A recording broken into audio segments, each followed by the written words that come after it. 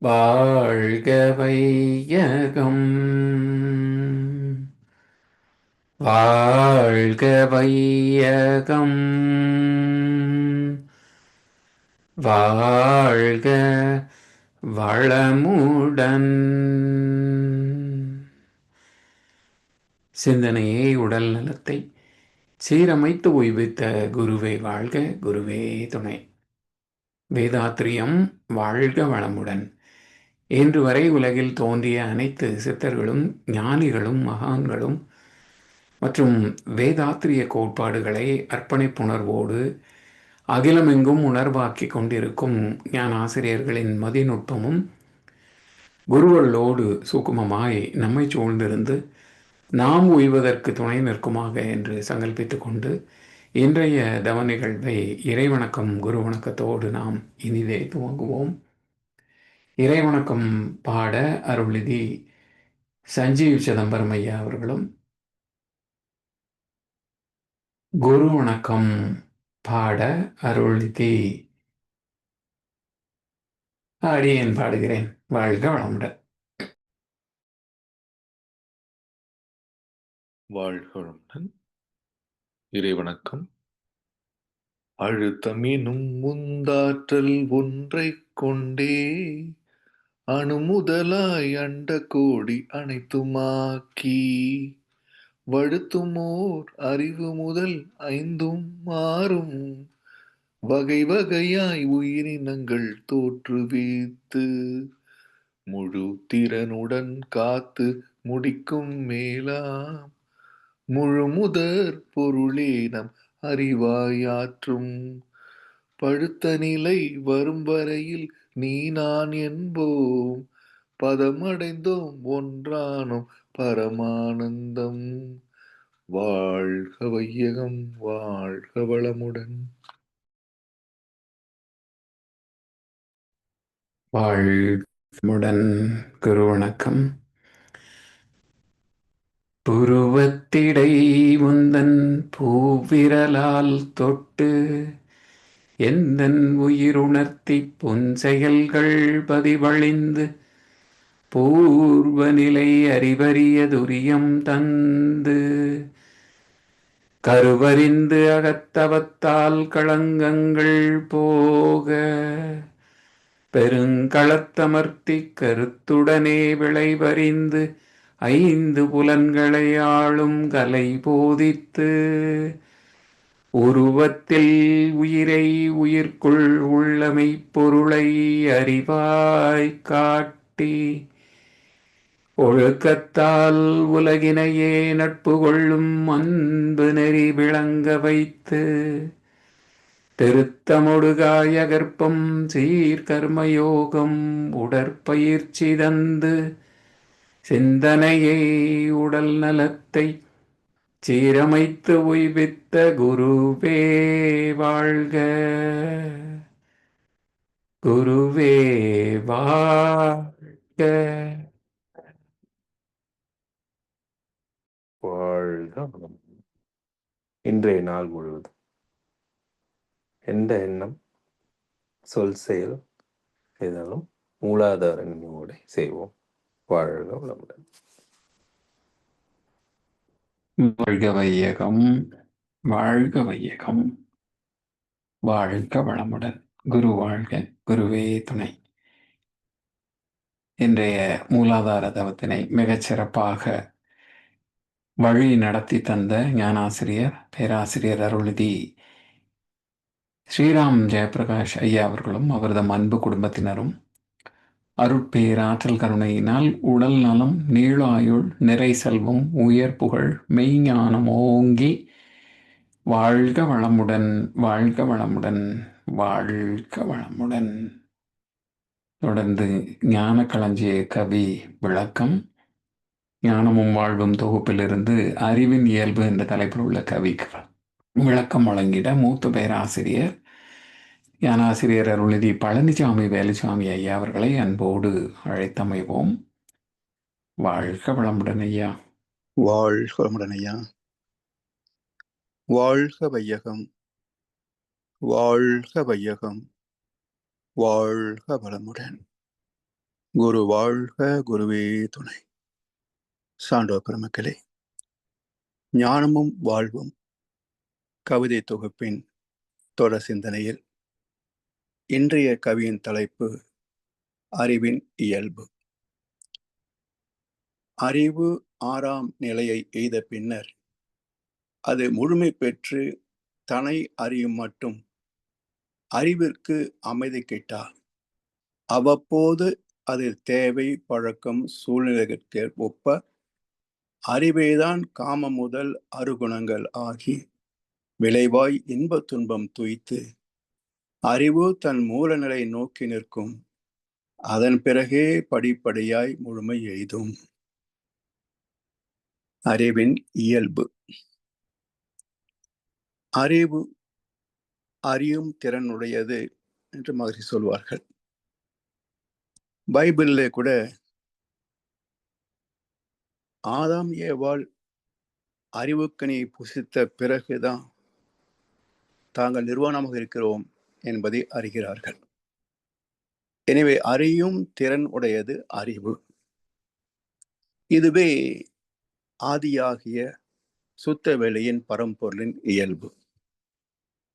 அந்த இயல்பே எழுச்சி பெற்ற ஊக்கம். அந்த இயல்பே எழுச்சி பெற்ற ஊக்கம், இயல்பூக்கம்.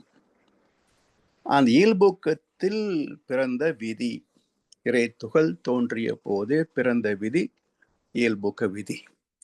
எனவே அறிவின் இயல்பு என்ன என்றால், எந்த சூழ்நிலையில் இருக்கின்றதோ அதற்கு ஏற்ப தன்னை தக அமைத்துக் கொள்கின்ற டாலரன்ஸ், அட்ஜஸ்ட்மெண்ட், சாக்ரிஃபைஸ் சொல்கிறோமே, அதுபோல சூழ்நிலைக்கு ஏற்ப தன்னை தக அமைத்துக் கொள்கின்ற சிறப்பு. அதான் அறிவின் இயல்பு. அறிவு எப்பவுமே விட்டு கொடுக்கத்தான் போகும். ஈர்த்து பிடிப்பது அறிவின் இயல்பே இல்லை. அந்த விட்டு கொடுக்கின்ற தன்மை மனம் விட்டு கொடுக்குமா? எல்லாமே எனக்குத்தான் இழுத்து பிடிக்கும்.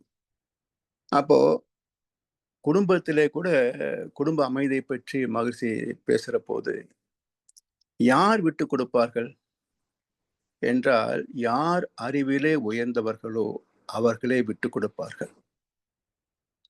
குடும்பத்தில் எல்லோருக்கும் ஒரே மாதிரியான பக்குவம் இருக்காது அல்லவா? அப்போ பிரச்சனைகள், சச்சரவு வருகின்ற போது அறிவில் உயர்ந்தவர் தான் விட்டு கொடுப்பார்கள்.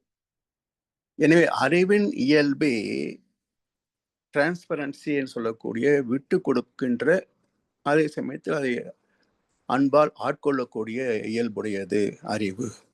அதான் அறிவின் இயல்பு என்ற ஒரு தலைப்பு. சரி, இந்த அறிவின் இயல்பு என்ன ஆச்சு? பஞ்ச போதங்கள் ஆச்சு. அதுல பஞ்ச தன்மாத்திரைகளாக அழுத்தம், ஒளி, ஒளி, சுவை, மனம் என்று வெளிப்பட்டது. பிறகு ஜீவன்கள் தோன்றுகின்ற போது நுண் உயிர் என்ற முதல் தொடு உணர்வை அறியக்கூடிய அறிவாக வெளிப்பட்டது. அதன் வளர்ச்சி பல்வேறு நிலைகளிலே மாற்றம் அடைந்து அடைந்து அடைந்து அந்த மாற்றம் எதை நோக்கி பயணித்தது என்றால், எந்த வகையிலையும் இடர்கள் இல்லாத, சிரமம் இல்லாத ஒரு முழுமையான அறிவை நோக்கி பயணித்தது. அப்படி வந்து அற்புதமான ஒரு இனம்தான் மனிதம். இப்ப மனிதம் அனைத்து குறைகளை நீக்கிவிட்டது. ஐந்தறிவு விலங்கு பறவைகள் வரைக்கும் உள்ள எல்லா குறைகளையும் நீக்கிவிட்டு ஒரு முழுமையான இனமாக, உயிரினமாக பரிணமித்தது. அந்த சிறப்பை மகிழ்ச்சி சொல்வார்கள், எல்லாம் வல்லவனாகவும் எல்லாமே உள்ளவனாகவும் பரிணமித்தவன் மனிதன் அப்படிம்பார். இப்ப எல்லாம் வல்ல, எல்லாமே உள்ள மனிதனிடத்துல இன்றைக்கு எத்தனை சிக்கல்கள் இருக்கின்றன என்று சொன்னால், ஐந்தறிவு விலங்கு பறவைகளை விட மிக அதிக அளவிலே துன்பத்தை சந்திக்கின்ற, சிக்கல்களை சந்திக்கின்ற ஒரே ஜீவன் மனிதன் மட்டுமே. இது பரிணாமத்தின் விளைவா அல்லது மனிதனின் பற்றாக்குறை அறிவால் விளைந்ததா என்று ஆராய்ந்து பார்க்கின்ற போது பரிணாமத்தில் குறை கிடையாது. எங்கே குறை வந்தது? இந்த அறிவின் இயல்பிலே குறை வருகிறது. அறிவின் இயல்பு என்ன? ஓரறிவாகவும் வெளிப்பட்டது, ஈரறிவாக 3, 4, 5 அறிவாகவும் வெளிப்பட்டது. அவற்றில் உள்ள குறையை அது தூய்க்கத்தான் செய்கிறது. அதே சமயத்தில் அதை நீக்கியும் மனிதனாகவும் வந்தது. இப்ப மனிதனாக வந்த பிறகு இவனுக்கு வந்து பிறந்து விட்டேன், ஆனால் வாழத் தெரியவில்லை என்று கண்ணர் சொன்னது போல, வந்து பிறந்து விட்டார்களே தவிர வாழ்க்கையை தெரிந்து வாழ்பவர்கள் எத்தனை பேர்? 820 கோடி மக்களிலே இதுதான் வாழ்க்கை, இதுதான் பயணம் என்று வாழ்கின்ற மக்கள் எத்தனை பேர்? அப்போ இந்த குறைபாட்டை நீக்குவதற்கு இறைவனே எழுச்சி பெறுகின்றான். அவர்களைத்தான் சிறப்பாக அவதார புருஷர்கள் என்று சொல்கின்றோம். அவதாரம் என்றாலே அவதரத்தி என்ற இரு சொற்களின் கூட்டு சொல் தான் அவதார். அவ என்றால் மாற்றம், தரத்து என்றால் தன்னிலை. அப்ப தன்னிலையில் ஏற்பட்ட மாற்றம், தன்மாற்றம். அப்ப அவதாரம் என்ற சொல்லுக்கு ராமனையும் கிருஷ்ணனையும் மிஞ்சி போன தசாரத்தையும் நினைத்து கொண்டுமே தவிர ஒவ்வொரு மாற்றமும் அவதாரமே தான், ஒவ்வொரு குழந்தையும் அவதாரமே தான்.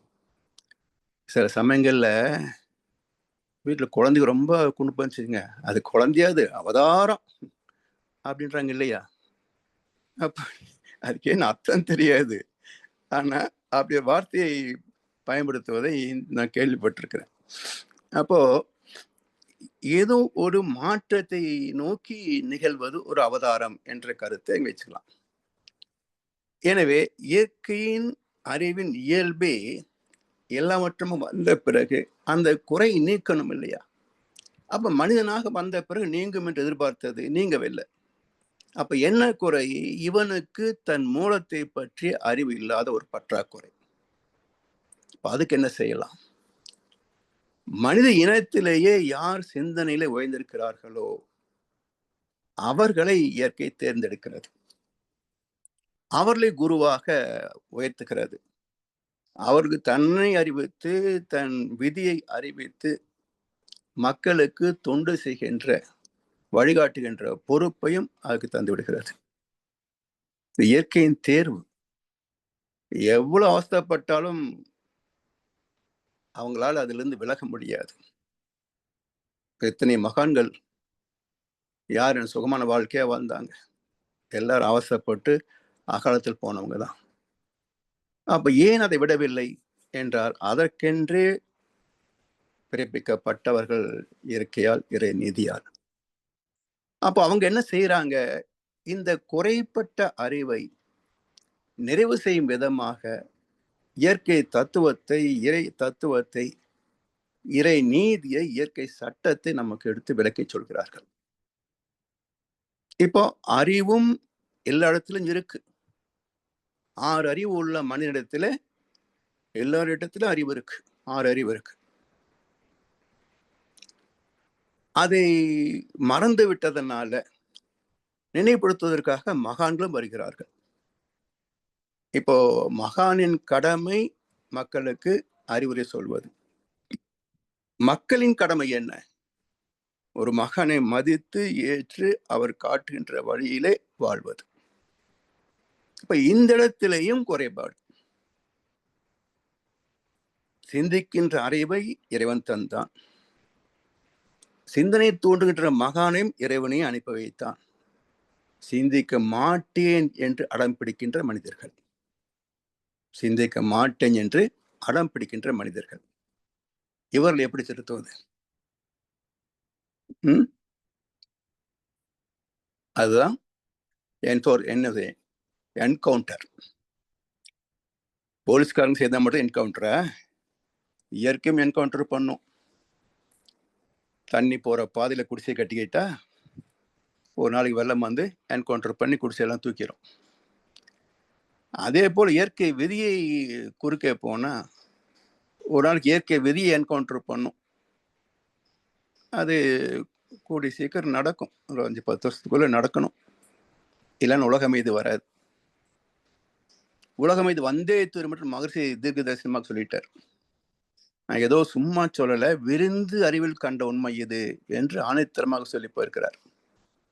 அப்படி என்றால் இன்னொரு 40-50 ஆண்டுகளுக்குள் உலக சமாதானம் வர வேண்டும் என்றால் அதற்குள் அதற்கேற்பட்ட ஒரு மாற்றம் நிகழ வேண்டும் இல்லையா? இப்போ திரௌபதி மானபங்கப்படுத்தப்பட்டது வேண்டாத நிகழ்ச்சி என்றாலும் அது நடக்கலன்னு குருச்சேத்திரம் வந்திருக்காது இல்லையா? அது நடந்தனால்தானே தானே குருச்சேத்திரம் வந்தது.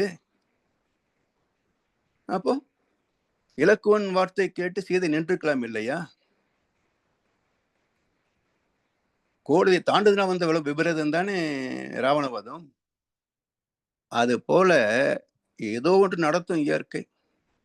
அது நமக்கு பிடிக்காம இருக்கலாம். அதை பத்தி இயற்கை கவலைப்படுமா என்ன? அது அந்த என்கவுண்டரை முடிச்சுட்டு அடுத்த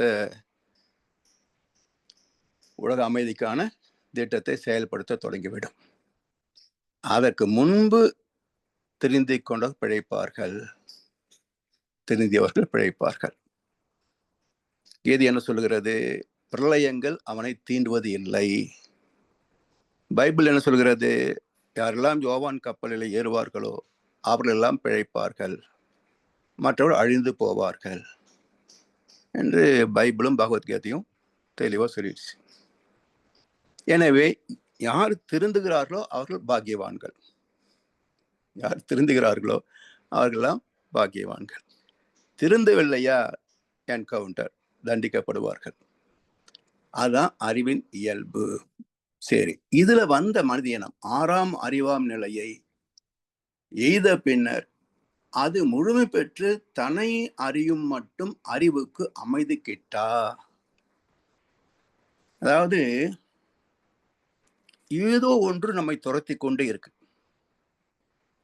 அதாவது ஒரு 50 ஆண்டுகளுக்கு முன்பெல்லாம் பார்த்தீங்கன்னா ஏதோ 100-200 சம்பாதிச்சா போதும்னு ஓடிக்கிட்டே இருந்தாங்க. பிறகு ஒரு 1000-2000 சம்பாதிச்சா போதும் ஓடிக்கிட்டே இருந்தாங்க. இன்றைக்கு 1 கோடியோ 2 கோடியோ சம்பாதிச்சா 10,000 ஓடிக்கிட்டே இருக்கிறாங்க. அப்போ 50லிருந்து 1000 ஆகி 1000 லட்சம் ஆகி லட்சம் கோடியான பிறகும் ஓட்டம் நிற்கவில்லை என்றால் எதை நோக்கி ஓடுகிறோம்? எதை நோக்கி ஓடுகிறோம்?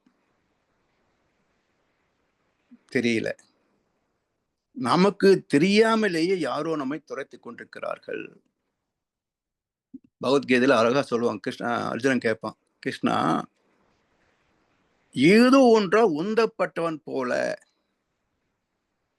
வில்லிருந்து விடுபட்ட அம்பு போல் மனிதன் ஓடிக்கொண்டிருக்கிறானே, ஏன்? மனம் ஓடிக்கொண்டிருக்கிறது ஏன் கேட்பான். அப்ப ஏதோ ஒன்று ஏவப்பட்டது போல நமக்குள்ள என்னவோ இருந்து நம்ம துரத்திக்கிட்டே இருக்குது. அதை மனம் என்கிறான் அர்ஜுனன். சரி, மனம் எதை நோக்கி நம்மை துரத்துகிறது? மனம் எதை நோக்கி நம்மை துரத்துகிறது? பொதுவா எல்லா மதங்களும் மனதை தாழ்த்தி தான் பேசுகிறது. இந்த சமயத்துல அரக்கன்றது, அசுரனுங்கிறது, ராட்சசங்கிறது, கிறிஸ்தவம் சாத்தான்ன்றது, சைத்தனுங்கிறது, இஸ்லாம் சாத்தான்ன்றது, எப்படியோ ஒரு வகையில மனதை தாழ்த்தித்தான் பேசுகிறார்களே தவிர மனதை யாரும் உயர்த்துவதே இல்லை. ஏன்னா mind it self negative force. அது கீழ் நோக்கியே பாயும், கெட்டதை நோக்கியே போகும் என்றாங்க. சரி, இந்த மனம் கீழ் நோக்கி போகல, ஆசை உற்பத்தி செய்து துரத்துகிறது நம்மை. இது வேணும், அது வேணும், இது நல்லா இருக்கும், அது நல்லா இருக்குமா என்று நம்மை துரத்துகிறது. சரி, இந்த ஆசைப்பட்டு எதற்காக வாங்குறோம்? ஒரு மகிழ்ச்சிக்காகத்தானே. ஒரு நல்ல வேலை கிடைச்சா மகிழ்ச்சி, ஒரு திருமணம் நடந்தால் மகிழ்ச்சி, ஒரு வீடு கட்டினா மகிழ்ச்சி, ஒரு குழந்தை பெற்றால் மகிழ்ச்சி. அப்ப மகிழ்ச்சி நோக்கித்தானே ஓடுகிறோம். பிறகு ஏன் இந்த தேக்கம், ஏன் இந்த தவிப்பு என்றால் இந்த மகிழ்ச்சியெல்லாம் மனம் நிறைவு பெறுவது இல்லை. All the 5 senses are with limited capacity. அளவுக்கு மேல எந்த பொருளையும் பயன்படுத்த முடியாது. But the 6th sense, mind, alone with unlimited capacity. So mind cannot be satisfied. அப்ப அன்லிமிட்டெட் கெப்பாசிட்டி மைண்டுக்கு இருக்குன்னு சொன்னா, இதே போல் அன்லிமிட்டெட் கெப்பாசிட்டி இன்னொன்று உண்டு. மனதுக்கு மூலமாகிய அறிவுக்கும் எல்லை கிடையாது. அறிவே எழுச்சி பெற்று மனமானதால் மனதுக்கும் எல்லை கிடையாது. சரி, எல்லைக்கு உட்பட்ட புலன்களை கொண்டு எல்லை இல்லாத மனதனுடைய ஆசைகளை நிறைவு செய்ய வேண்டும் என்றால் உடம்பும் தாங்காது, வயசும் போதாது. அப்ப எதை நோக்கி ஓடுகிறது இந்த மனசு? அழகா உதாரணம் சொல்லுவாங்க. கடல் நீர் ஆவியாகி மேகமாக மேல போகுது. ஒரு 35,000 அடி உயரத்துல போனீங்கன்னா தூய வெண்மேகங்கள், எங்கேயும் பேதமே தெரியாது. ஃப்ளைட் நின்று இருக்கா பறந்துட்டு இருக்கான்னு நமக்கு கண்டுபிடிக்க முடியாது. அந்த அதிர்வை வச்சு தான் ஃப்ளைட் பறந்துட்டு இருக்குன்னு நினைக்குமே தவிர வேற எந்த ஐடென்டிஃபிகேஷன் கிடையாது விமானம் பறக்கிறது என்பதற்கு. ஒரே வெண்மேகமா இருக்கும். அதுக்கு கீழே வர வர நேரங்கள் மாறிக்கொண்டு வந்து கனத்த கருமேகங்களாக இருக்கும் கீழ்நிலையில. அதுதான் நமக்கு மழையாக பெய்கிறது. அப்போ கடலிலிருந்து ஆவியான நீர் மேகமாகி கருமேகங்களாகி கனத்த கருமேகங்களாகி பூமிக்கு மழையாக பெய்கிறது. அது மலையிலே தொடங்கி அருவியாகி ஆறாகி ஓடையாகி எத்தனையோ பயணங்களை முடித்து இறுதியில் கடலை நோக்கியே பாய்கிறது. நதி எங்கே போகிறது? கடலை நோக்கி. நாள் எங்கே போகிறது? இரவை தேடி. அப்ப அதை தேடியே தான் போகும். காரணம் என்ன? அது தன் மூலம், தன்னுடைய பிறந்த வீடு அதுதான். எப்படி நீர் தன் பிறந்த வீடாகிய கடலை நோக்கியே தேடி ஓடுகிறதோ அதே போல மனமும் தன் பிறந்த வீடாகிய அறிவை தேடியே ஓடிக்கொண்டிருக்கிறது. இப்ப மனம் சைத்தானா இல்லை மனம் ஒரு தேவதூதனா? தன்னுடைய மூலத்தை நோக்கி நம்ம இட்டு செல்கின்ற ஒரே இயக்கம் மனம் மட்டுமே. மனதிலே உலையெல்லாம் மற்றெங்கே தேடுவீர். மனதை விட்டு விட்டு நீங்க எப்பங்க கடலை போய் தேட போறீங்க?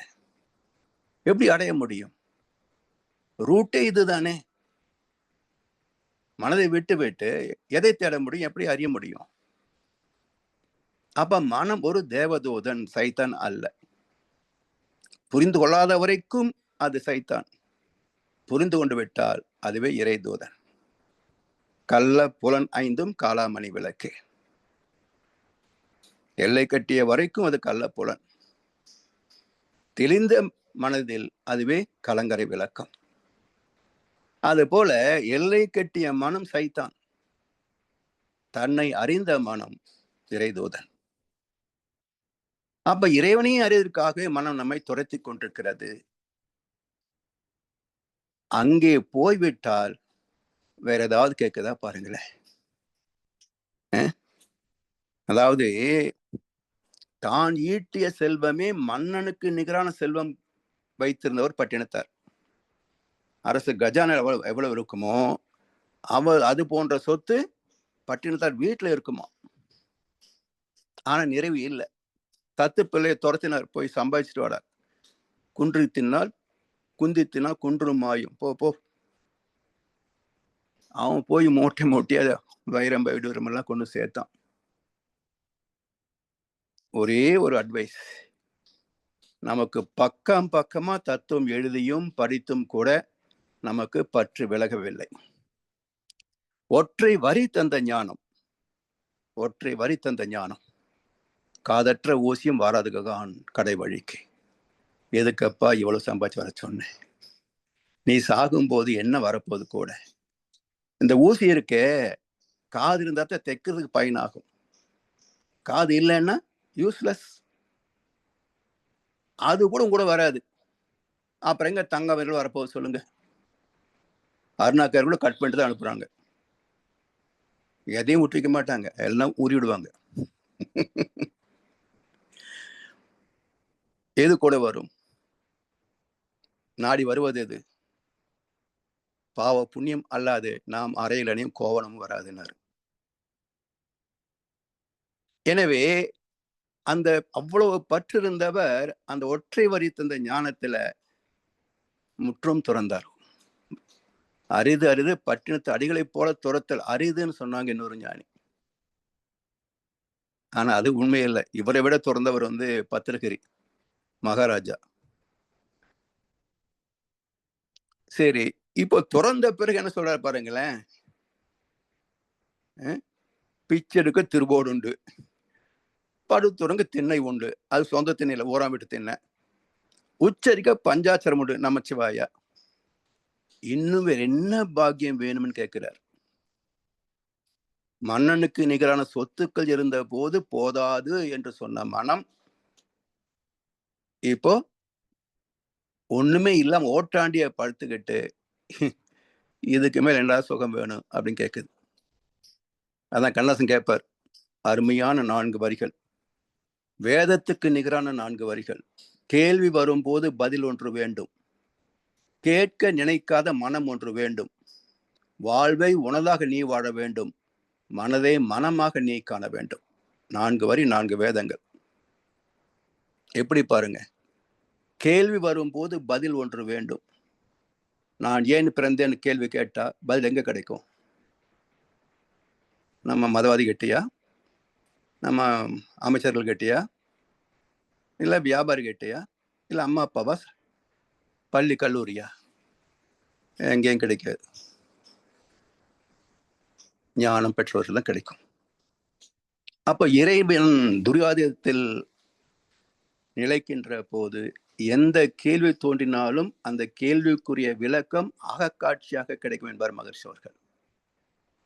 அப்படி பார்த்ததுனால தான் இறைநிலையிலிருந்து எப்படி துகள் பிறந்தது, சூரியனிலிருந்து எப்படி துகள் சுத்தவெளி ஆகிறது என்று பிரம்மாவும் விஷ்ணுவும் கண்டுபிடிக்க முடியாத ஆதி அந்தத்தை கண்ட மகான் வேதாத்திரி மகர்ஷி அவர்கள்.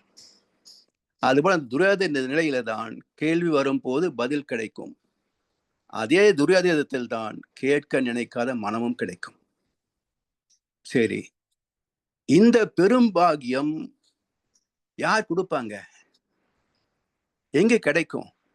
என்ன விலை? ஒரே வழி, குருவின் திருவடி தான். குருவென்று யாருக்கும் கூட ஒண்ணாதே. அப்ப குருவிடத்திலே போய் வாழ்வை உனதாக நீ வாழ வேண்டும். பக்கத்து வீட்டுக்காரனை, எதிர் வீட்டுக்காரனை, அந்த வீட்டுக்காரனை, இந்த வீட்டுக்காரனை பார்த்துட்டு அவங்க எல்லாம் அப்படி இருக்கான்னு நினைச்சேன்னா ஒரு நாளைக்கும் உனக்கு ஞானம் வராது. அப்ப முதலில் தன்னை மட்டுமே பார்க்க வேண்டும். வாழ்வை உனதாக நீ வாழ வேண்டும்.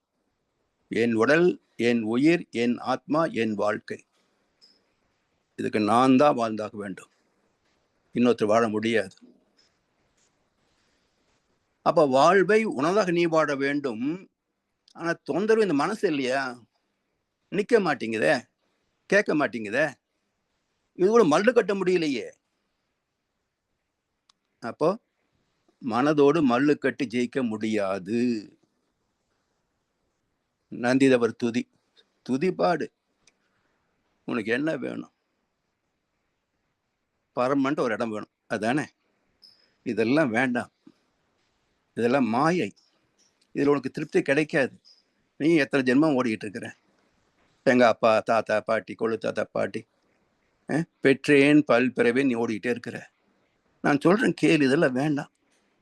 பாரு, நல்ல குரு கிடைச்சிருக்கிறார். அவரை காட்டுற வழியில் பேசாம உட்கார்ந்து அகத்தாய் பண்ணு, தவம் பண்ணு, காயல் பண்ணு, உடற்பயிற்சி பண்ணு. நீ எதை விரும்புகின்றாயோ அது நிச்சயமா கிடைக்கும். வேண்டின் உண்டாக துறக்க, துறந்த பின் ஈண்டு ஏற்பால பல. நீ எதெல்லாம் ஆசைப்பட்டு இருக்கிறியோ இதெல்லாம் விட்டுடு. நீ எதை தேடுகிறாயோ அது கிடைக்கும். தேடுதலை நிறுத்துங்கள், தேடுவது கிடைக்கும் என்றார் ஓஷோ. அது போல இந்த மனதோட கொஞ்சம் மல்லு கட்டாம துதி பாடி தாஜா பண்ணி நைஸ் பண்ணி கொஞ்சம் கொஞ்சமா அப்படி வழி கொண்டு வந்து விட்டோம் என்று சொன்னால் மனம் தன் மூலத்தை அடைந்துவிடும். அப்ப மனதை மனமாக நீ காண வேண்டும். மனதுடைய இயல்பு தெரியணும், மனதுடைய வேகம் தெரியணும், ஓட்டம் தெரியணும், அதனுடைய எல்லை என்னன்னு தெரியணும். இப்ப மனதை மனமாக நீ காண வேண்டும். இப்ப சொல்லுங்க, 4 வரி வேதம் இல்லையா? ஒரு திரைப்படல் தான். ஆனா வாழ்க்கையின் துவக்கத்திலிருந்து உச்சத்தையே தொட்டு விட்டது இந்த 4 வரிகள். அப்படி 6 அறிவு வந்த போதும் அது தேவை, பழக்கம், சூழ்நிலைகளுக்கு ஒப்ப அறிவேதான் காமம் முதல் அருகுணங்கள் ஆகி விளைவு என்ன? மாறி மாறி சுகம் துக்கம், சுகம் துக்கம், சுகம் துக்கம். ஒரு வீடு கட்டினா பரவாயில்ல, கிரகப்பிரவேசம் எல்லாரும் கூப்பிட்டு வாயெல்லாம் பல்லா சந்தோஷமா கொண்டாடினோம். இஎம்ஐ கட்ட நெருக்கிற போது ஏன்டா வீட்டை கட்டணும் அப்படின்னு தோணுது. ஒரு குழந்தையில ஏன் ஊரெல்லாம் சுற்றி கர்ப்பரட்சகாம்பிகை கோயிலுக்கெல்லாம் போய், அப்புறம் கரு தங்குறதுக்கு அதுக்கு ஒரு கோயில் இருக்குல்ல, கருவளர்ச்சேரிக்கு போய் இப்படிலாம் சுற்றி சுற்றி உன்னை பெற்றுட்டு அது பண்ணுற சேஷ்டையை பார்த்துட்டு ஏன்டா இதை பெற்றோன்னு தோணி எப்படி இருக்குங்க? இன்பம் யாவுமே துன்பம் ஆகுமே, இதுதான் வாழ்வின் அனுபவமே. இப்படியே சுத்திட்டு இருந்த அந்த குண்டு சுட்டிக்குள்ளேயே என்னைக்கு உருப்படி ஆகுறது சொல்லுங்க? இந்த உலகம் என்ற குண்டு சட்டிக்குள்ளேயே சுத்திக்கிட்டு இருந்தா என்றைக்கு இந்த ஞானத்தை தொட முடியும்? எனவே எல்லாம் சுகமாத்தான் தெரியுது, சுகமே துக்கம் மாறி போகுது. அப்ப இந்த 6 குணங்கள் ஆகி விளைவை இன்பத் துன்பமாய் துய்த்து அறிவு தன் மூலநிலை நோக்கி நிற்கும், அதன் பிறகே படிப்படியாய் முழுமை எய்தும். அப்ப மனம் மூலத்தை நோக்கி தான் நிக்குது, ஆனா அதுக்கு வழி தெரியல, விளக்கம் கிடைக்கல, நல்ல குரு கிடைக்கல. கிடைச்சவங்க எல்லாம் ஃப்ராடு பசங்க. இந்த ஃப்ராடுகளை நம்பி எப்படி போய் சேர முடியும்? அவனுக்கு ஜிபிஎஸ் கூட புரியாது, சொந்தமாக ரூட் தெரியாது. இவங்களை நம்பி பின்னாடி போனால் நாம எங்க போய் சுத்துறது? தக்கதொரு குரு கிடைத்தார், பற்றி கொண்டால் பிறவி பயன் பெறலாம். அந்த இடத்துல தான் அறிவு, ஓ இதுதான் வாழ்க்கை, இதுதான் பயணம், இந்த வழியில் நிச்சயமாக என் நோக்கத்தை அடைந்து விடலாம் என்று மனம் இதிலே நிச்சயமாக நம்ப வேண்டும். எப்போ வரும்? தெளிவு பெற்றால் தான் அனுபவம் கிடைக்கும், அனுபவம் கிடைத்தால்தான் நம்பிக்கை பிறக்கும், நம்பிக்கை பிறந்தால்தான் தொடர் முயற்சி இருக்கும், தொடர் முயற்சி இருந்தால்தான் ஞானம் கிட்டும். அதான் முக்தி. அந்த வகையிலே மிக அற்புதமான குரு கிடைத்தார். இன்னும் உலகம் அவரை அடையாளம் கண்டு கொள்ளவில்லை. இயேசு பிரானை அடையாளம் கண்ட 12 சீடர்கள் போல வேதத்தில் மகர்ஷி அவரை அடையாளம் கண்ட சில சீடர்களை நாம் உலகம் இன்னும் ஒரு 20-30 ஆண்டுகளுக்கு பிறகு இந்த மகானை போற்றுவதற்கு திருவாக காத்திருக்கும். அவற்றிலே எப்படி அப்போஸ்தலர்கள் என்று 4 பேர் பெருமை பெற்றார்களோ, அதுபோல் உலக சமாதான அமைப்பிலே நாம் ஒரு இடத்தை பெறுகிறோம்.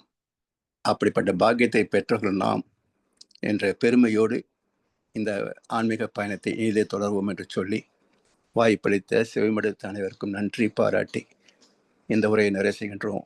வாழ்க வளமுடன், வாழ்க வளமுடன், வாழ்க வையகம்.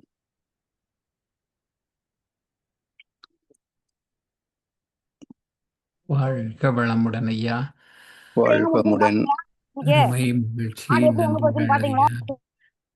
வாழ்க வளமுடன். தொடர்ந்து சிறப்பாக ஞானக்களஞ்சிய கவிகளுக்கு விளக்கம் வழங்கி நம்மை வழி நடத்தி கொண்டிருக்கும் மூத்த பேராசிரியர் ஞானாசிரியர் அருள்நிதி பழனிசாமி வேலுசாமி ஐயா அவர்களும் அவரது அன்பு குடும்பத்தினரும் அருட்பெயர் ஆற்றல் கருணையினால் உடல் நலம், நீள ஆயுள், நிறை செல்வம், உயர் புகழ், மெய்ஞானம் ஓங்கி வாழ்க வளமுடன், வாழ்க வளமுடன், வாழ்க வளமுடன். நன்றிகள் ஐயா. பாடல்கள் பாடி நிறைவு செய்யும் தருணம் இது. வேதாத்திரிய பாடல் பாட அருள்நிதி ராதா ரவிச்சந்திரன் அம்மா அவர்களும், பிரம்மஞான கவி பாட அருள்நிதி சஞ்சீவ் சிதம்பரம் ஐயா அவர்களும், உலக நல வாழ்த்து பாட அருள்நிதி கார்த்திகேயன் நாகேந்திரன் ஐயா அவர்களும். வாழ்க வளமுடன் ஐயா. வாழ்க வளமுடன். வேதாத்திரிய பாடல். போரில்லா நல்லுலகம், பொருள் துறையில் சமநீதி, நேர்மையான நீதிமுறை, நிலவுலக கோராட்சி, சீர் செய்த பண்பாடு, சிந்தனையோர் வழிவாழ்வு, சிறப்புணர்ந்த பெண்மதிப்பு, தெய்வநீதி வழிவாழ்தல், தேர் திருவிழா தவிர்த்தல், சிறுவர்கட்கே விளையாட்டு, செயல் விளைவு உணர்கல்வி சீர்காந்த நிலை விளக்கம் பார்முழுதும் உணவு நீர் பொதுவாக்கல் பல மதங்கள் பல கடவுள் பழக்கம் ஒழித்து உண்மை ஒன்றை தேர்ந்திடுதல். வாழ்க வளமுடன். நன்றிங்க. வாழ்க வளமுடன். பிரம்மஞான பாடல். இறைவெளியே தன் இருக்க சூழ்ந்தெடுத்தும் ஆற்றல் இதன் திணிவு மடிப்பு விழ சுழலும் நுண்விண்ணாம் நிறைவெளியில் விண் சுழல நெருக்குகின்ற உரசல் நிலைவெளியில் எழுப்புகின்ற நேரலைகள் காந்தமாம் மறைபொருளாம் காந்தம் தன் மாத்திரைகள் ஐவகை மலைக்காதீர் விண்கூட்டம் மாபூதம் ஐந்துமாம் முறையாய காந்த அலை மனமாமுயிர் உடல்களில் மதி உயர்ந்தி உண்மை பெற மா பிரம்ம ஞானமாம் மா பிரம்ம ஞானமாம் மா பிரம்ம ஞானமாம். வாழ்க வளமுடன். உலக நல வாழ்த்து. உலகமெல்லாம் பருவமழை ஒத்தபடி பெய்யட்டும். உழவரெல்லாம் தானியத்தை உவப்புடனே பெருக்கட்டும். பல தொழில்கள் புரிகின்ற பாட்டாளி உயரட்டும். பகுத்துணர்வில் தொகுத்துணர்வு பண்பாட்டை உயர்த்தட்டும். கலகங்கள் போட்டி பகை கடந்தாட்சி நடக்கட்டும். கல்லாமை கடன் வறுமை களங்கங்கள் மறையட்டும். நலவாழ்வை அளிக்கும் மெய் ஞான ஒளி வீசட்டும். நம் கடமை அறவாழ்வின் நாட்டத்தே சிறக்கட்டும். நம் கடமை அறவாழ்வின் நாட்டத்தே சிறக்கட்டும். நம் கடமை அறவாழ்வின் நாட்டத்தே சிறக்கட்டும். வாழ்க வையகம், வாழ்க வையகம், வாழ்க வளமுடன். நன்றி. வாழ்கமுடன். இன்றைய தவத்தில் கலந்து கொண்டு அன்பர்கள் தவத்தை வழிநடத்தியுள்ள சிந்தனை வழங்கிய பாடல்கள் படியார் அனைவரும் வாழ்கமுடன். அவர்களின் அன்பு குடும்பம், அவர்களின் உடல் நலம், மனவளம், பொருள் வளம், அருள் தொண்டு, ஆன்மீக தொண்டு, வாழ்கமுடன், வாழ்கமுடன், வாழ்கமுடன். இத்துடன் இன்றைய காலை தவம் நிகழ்வு நிகழ்வோடும் இதே நிறைவு பெறுகின்றது. இறையர்களும் குருவர்களும் நம் அனைவரையும் எப்பொழுதும் சூழ்ந்திருந்து நம்மை இந்த நிலை உணர்ப்பினத்திலே சிறந்த முறையிலே வழிநடத்தட்டும் என அனைவரையும் வாழ்த்து நன்றி கூறி அமைகிறோம். வாழ்க வையகம், வாழ்க வையகம், வாழ்க வளமுடன்.